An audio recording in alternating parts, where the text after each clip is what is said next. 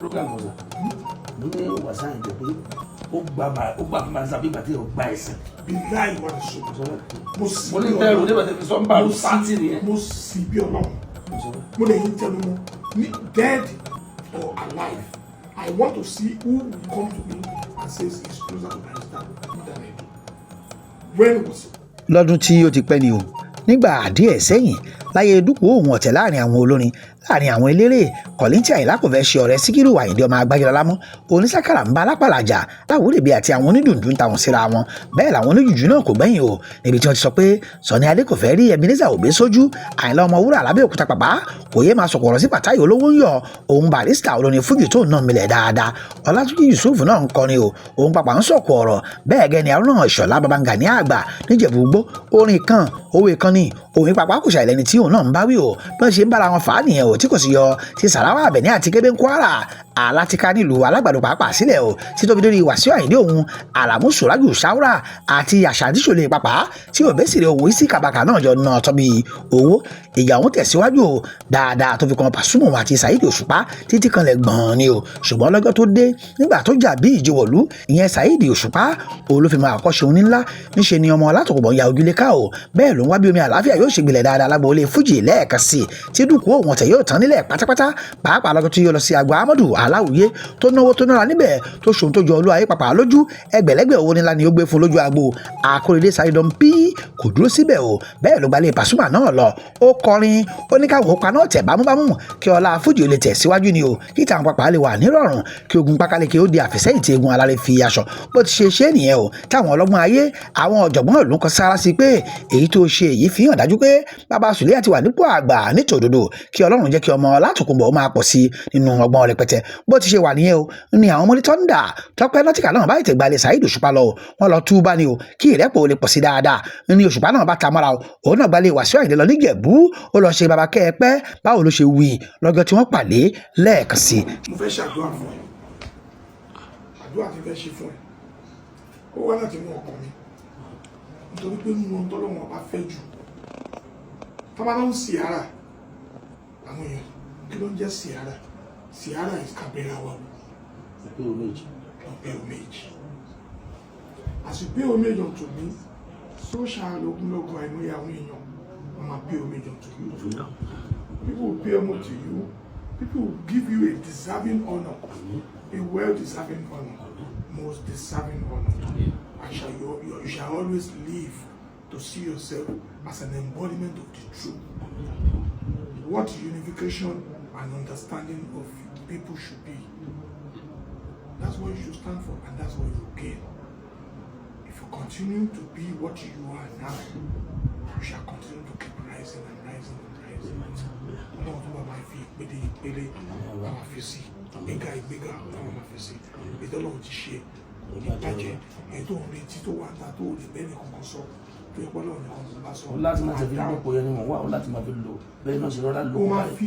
gbogbo nǹkan tí wọ́n fi ń lò the easiest oògùn tó dáa jù ẹni tọ́lọ́run bá gbà fún kéèyàn gbà fún tọ́lọ́run sọ fún wa ni pé ẹni tó bá gbà fún ẹni tó wọn lọ́wọ́ bá gbà fún ó lóun wọn lọ́wọ́ á gbàfà fún onítọ̀hún. ṣe àfọwọ́n sọ́dọ̀ program kan sà mo ní Wàsíù Àyìndé pé ó gbà fún màá sábẹ́ ìgbà tí ó gba ẹ̀sìn.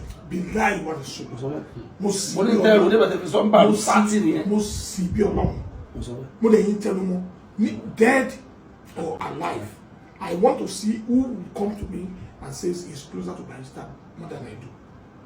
When he was alive and even in death, I am loyal to him. Ṣùgbọ́n kò yé àwọn èèyàn. Kí ni òye wọn? Ní tí òye wọn ni wọ́n factionalize. Fans Barrister ni mí.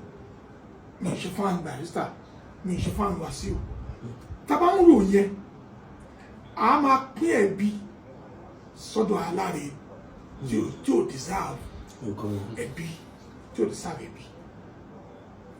Gbogbo tó pa ènìyàn Alhaji Barrister pọ̀ àwọn ti lọ sí ibi táwọn àgbà tó máa ń lọ ipò tó ń lọ yẹn ipò yẹn bọ́ọ̀rùn bá dùn bí ó dùn àwọn ti rí àwọn táwọn àti rí náà ṣe kí ni à ń lọ bẹ́ẹ̀ bó bá ṣe ṣe ní aṣọ bàbá ń bẹ̀ mẹ́rin. Esabod obìnrin ọmọ Nàìjíríà kan tó wà nílùú òyìnbó tóun náà máa ń ṣètò lórí afẹ́fẹ́ obìnrin náà ló bóde o ó sì jọ pé nínú èrò tiẹ̀ lọ́hùn-ún omi àlàáfíà tó ń tòrò bíi pé kò wo obìnrin ara ni o níbo la tún já sí yìí kẹ̀. ó ti fa òòlàdé kankan oṣù ọba fújì mọ́sá yìí dì Òṣùpá ó disappoint mi ń bàdàn oṣù ọba fújì o wá ń dọ̀bálẹ̀ òun náà ń sọ pé mo dáríjì yín tọkàntọkàn kí ni lára yín pè mí mi sọ pé ìbejì yẹn o I don't mention name ètò bá jẹ́ tiẹ̀ ní kó sọ with all the evil deed as said by the Fuji singer ẹ máa wá Fuji singer yẹn lọ because I always like to protect my source bí Wasiu Ayinde ṣe da ilé ẹ̀rọ tó bá first wife ẹ̀ sùn tó dẹ̀ sẹ́ pé wọ́n yọ̀bọ̀n síra wọn.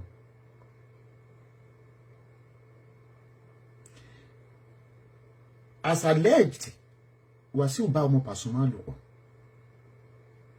and so on and so forth. Wasiu ó rò pé òun ní agbára ilé ayé. Ó ti gbà yìí pé àgbàsàrà ìlú ó máa kanlẹ̀kùn ní kálukú. Bẹ́yẹn bá dẹ̀ ń lo nǹkan kan láti fi yan àwọn onífújì jẹ gbogbo yín lẹ mọ̀ antecedent Wasiu. Àwọn onífújì tó mú orin kọ jùlọ kò jẹ́ kí wọ́n dìde.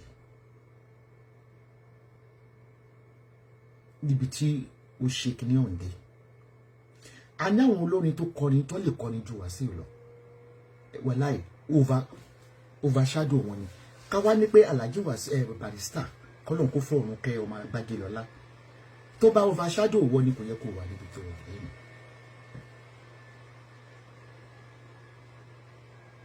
kì í ṣe kìíní kì í ṣe kẹta lẹ ti feature ara yín jọ̀kan tó ń dáná fún yẹn ní kitchen tẹ́ lọ bẹ̀bẹ̀.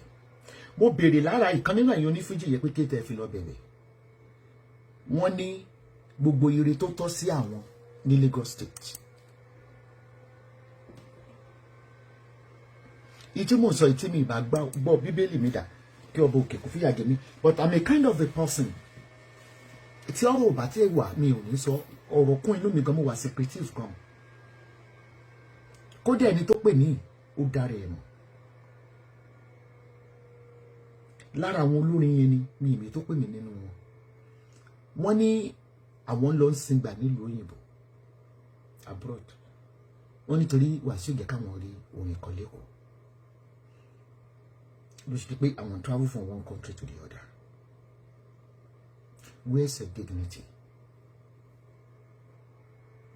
Okay gbàtẹ́ kọ́kọ́ lọ bẹ̀ lákọ̀ọ́kọ́ iṣẹ́ olóṣèlú mélòó ló ti gbé fún yín? Let's put sentiment apart. Let us put sentiment apart. Hater can say anything. I don't care. The more you are saying it, the more I coming from these people. Kí ni ọ̀rọ̀ tá à ń sọ ní ìsìn? Gbogbo alárí àwọn tó lọ ń dọ̀bálẹ̀ fún. Tó ní wọ́n fọjú ìjọba Fújì tó lọ ń ṣe láńgbáláńgbá. Torí àti gẹ̀ àti mu. Wọ́n ti gbà ìpẹ́ lọ ló ń pín kádàrà. Alore TV.